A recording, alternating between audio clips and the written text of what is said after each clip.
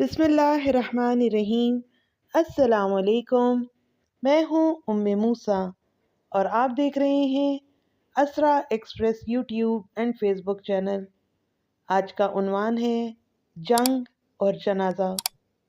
قیامت کا منظر تھا، حشر کی گھڑی تھی اور ہر کسی کو سلطان کے انتقال کا یقین ہو گیا تھا کہ سیاہ رات میں سلطان کا جنازہ اٹھ چکا تھا۔ جنازہ تو جنازہ ہی ہوتا ہے، کسی کا بھی ہو، مگر یہ تو سلطان کا جنازہ تھا کہ جس کے اٹھتے ہی کوہرام مچ گیا۔ جہاں بھی سلطان کے انتقال کی خبر پہنچی، غم کے بادل چھا گئے۔ عورتوں اور مردوں نے برابر آنسو بہائے، غم سے دل پھٹنے لگے اور ہر طرف سے رونے دھونے کی آوازیں آنے لگیں۔ خود سلطان کے لشکر کے ہر شخص کی آنکھ میں آنسو تھے، کیونکہ سلطان کا انتقال مہم جوئی کے دوران راستے میں ہوا تھا۔ اسی لیے عطر میں بسا ہوئے جنازے کا تابوت پھولوں اور خوشبو کے ساتھ پٹن لے جانے کے لیے اٹھ چکا تھا۔ اس کے علاوہ قرآن اور نعتیں پڑھنے والے ساتھ ساتھ تھے۔ فوج کے جرنیلوں پر سخت طاری تھا، مگر وہ سلطان کے انتقال کے بعد بھی منظم تھے اور کسی قسم کی بدنظمی پیدا نہیں ہوئی۔ غم کے اس عالم میں ایک شخص ایسا بھی تھا کہ جس نے سلطان کی موت کی خبر سن کر شکرانے کی نماز ادا کی، نعرے پٹوائے اور مٹھائیاں تقسیم کیں۔ یہی نہیں بلکہ اس نے اپنے علاقے سے سلطان کے نائب اور سفیر کو بھی بڑی بے عزتی سے نکال دیا، کیونکہ وہ جانتا تھا کہ مر جانے والا تو نہ واپس آ کر خود بدلہ لے سکتا ہے، نہ کسی کو کہہ سکتا ہے اور نہ ہی مڑ کر دنیا میں دیکھ سکتا ہے۔ یہی وجہ تھی کہ ریاست کڑپا کے حاکم حلیم خان کی خوشی دیکھنے کے قابل تھی۔ بدنصیبی یہ ہے کہ یہ غیر مسلم نہیں بلکہ مسلمان تھا۔ اس افغان حاکم کا سلطان کے ساتھ معاہدہ تھا اور بظاہریہ حاکم سلطان کا دوست تھا اور سلطان کے اس پر احسانات تھے۔ سلطان چاہتا تو اس کی ریاست اس سے چھین سکتا تھا، مگر سلطان نے کبھی اس کی ریاست کو نہیں چھیڑا تھا۔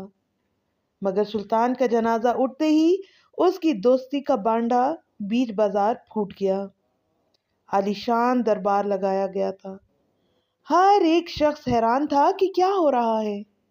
ہر ایک کے ذہن میں ایک ہی سوال تھا، کسی کو کچھ سمجھ نہیں آ رہا تھا۔ اس کے باوجود ہر کوئی اپنے کام میں مصروف تھا۔ کسی کو پتہ نہیں تھا کہ آج جو دربار لگایا گیا ہے یہ تاریخی دربار ہے۔ ایک ناقابل یقین خوشی آنے والی ہے اور ایسی ایک مثال قائم ہونے جا رہی ہے کہ جس کی اپنی کوئی مثال نہیں ہے، یعنی مثال بے مثل۔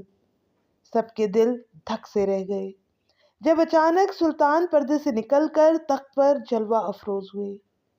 سب کی آنکھیں پھٹی کی پھٹی رہ گئیں کہ یہ سلطان ہے یا پھر اس کی روح، لیکن روحوں کا آنا تو ثابت ہی نہیں ہے۔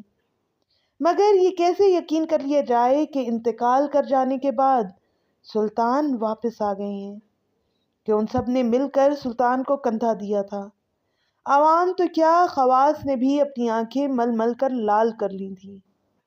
ایک دہشت کا عالم تھا۔ کسی کو جرأت نہیں تھی کہ پوچھے، حضور وہ جو ہم نے کندھے دیے تھے وہ کیا ہوئے؟ آخر سلطان سے ان کی حیرانی والی حالت دیکھی نہ گئی اور وہ خود ہی بولے، اللہ کی ذات ہی بھروسے کے لائق ہے کہ جس نے تم لوگوں کو ثابت قدم رکھا اور تم لوگ آزمائش میں پورے اترے۔ دراصل ہم نے تمہارا امتحان لیا تھا کہ تم ہمارے بغیر بھی منظم رہتے ہو یا بھیڑ بکریوں کی طرح بکھر جاتے ہو۔ سلطان کی یہ بات سن کر سب سے زیادہ حیران اس کا اپنا بیٹا تھا کہ اس بات کا اس کو بھی پتہ نہیں چلا تھا، اور اس نے سب سے زیادہ مصنوعی جنازے کو کندھے دیے تھے۔ سلطان پھر بولا، چند ایک خاص آدمیوں کے علاوہ باقی کسی کو بھی اس بات کا پتہ نہیں تھا۔ حق تو یہ ہے کہ ہم نے اپنے بیٹے کو بھی نہیں بتایا کہ ہمیں سب کے ساتھ اپنے بیٹے کا بھی امتحان لینا منظور تھا۔ رب ذوالجلال کا شکر ہے کہ تم سب اس میں پورے اترے، مگر حاکم کڑپا یعنی حلیم خان کی دوستی کا پتہ چل گیا، اسی لیے ہم نے اس کو سبق سکھانے کا فیصلہ کر لیا ہے۔ اتنے میں خبر آتی ہے کہ کڑپا والوں نے بغاوت کر کے لڑائی کی تیاریاں شروع کر دی ہیں۔ سلطان بھی فوراً کڑپا کی طرف پیش قدمی کا حکم دیتا ہے۔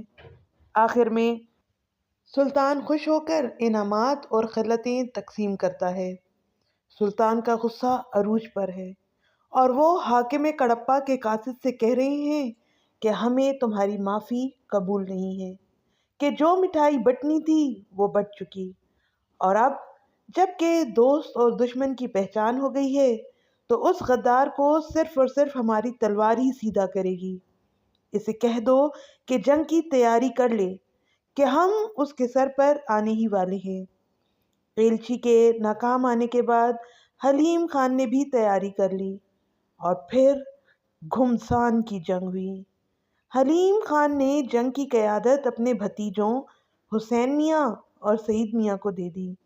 نا تجربہ کاری کے باوجود یہ لڑکے ہاتھی پر سوار ہو کر نکارے بجاتے ہوئے آگے بڑھے اور بڑی بے جگری سے لڑے اور شدید تیر اندازی کر کے سلطان کے 2000 آدمی مار دیے، مگر آخر کب تک لڑتے؟ بالآخر ان کو شکست ہوئی، کڑپا فتح ہو گیا اور دونوں سردار گرفتار ہوئے۔ گرفتاری کے باوجود انہوں نے سلطان پر قاتلانہ حملہ کرنے کی کوشش کی، جس میں وہ ناکام ہوئے اور پھر قتل کر دیے گئے۔ یہ تھی ایک سلطان کی داستان کہ جس نے اپنی زندگی میں اپنا جنازہ اٹھوا کے نہ صرف اپنی ذہانت کا ثبوت دیا بلکہ اپنے دوست اور دشمن کو آزمایا اور ان کو سزا بھی دی، اور دوسری طرف ایک اور احسان فراموش حاکم نے اپنی بے وقوفی کی وجہ سے نہ صرف حکومت چھنوائی بلکہ اپنے ساتھ دوسروں کو بھی برباد کروایا۔